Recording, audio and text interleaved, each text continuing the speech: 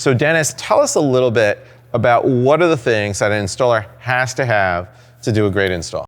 Okay, well, if you think about what you're doing right from the beginning, you need to apply the paste, right? So I'm sure everyone knows a roller with a roller sleeve.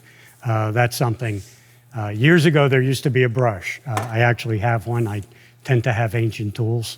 And I prefer a brush, and these come in different varieties. This happens to be a soft bristle for delicate materials. They make them for vinyl.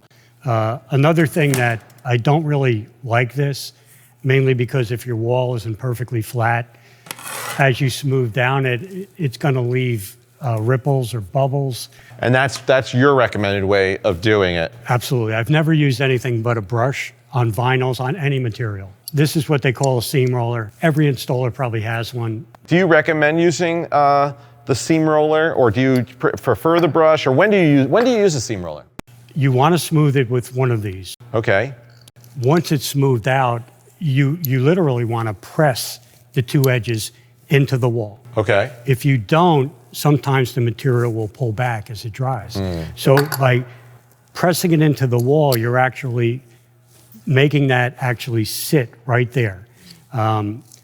There's materials you can't use that on, particularly a grass cloth.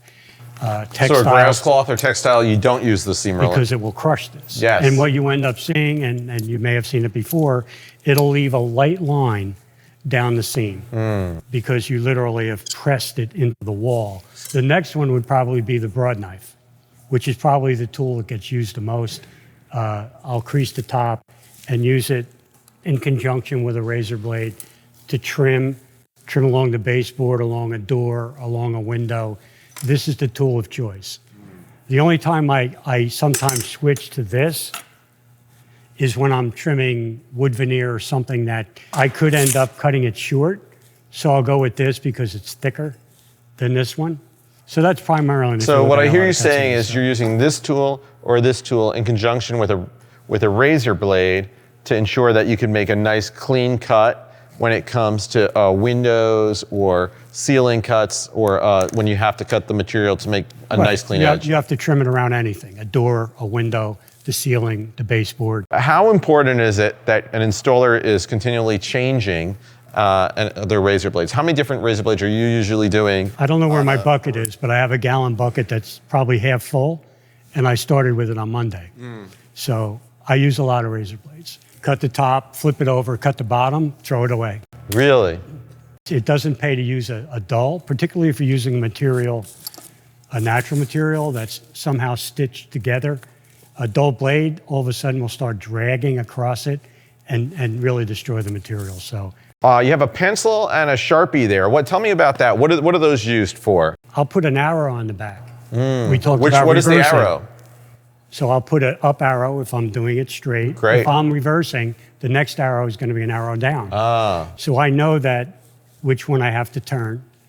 So I never get confused. So yeah, this plays an important role. I love this. So this is a great tip, I guess, once you've prepped, primed, and possibly lined. And in conjunction with a marker, for coloring the edges of material.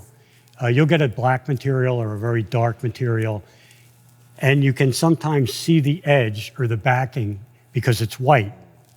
So what I do is I'll color the edge. This is a blue marker.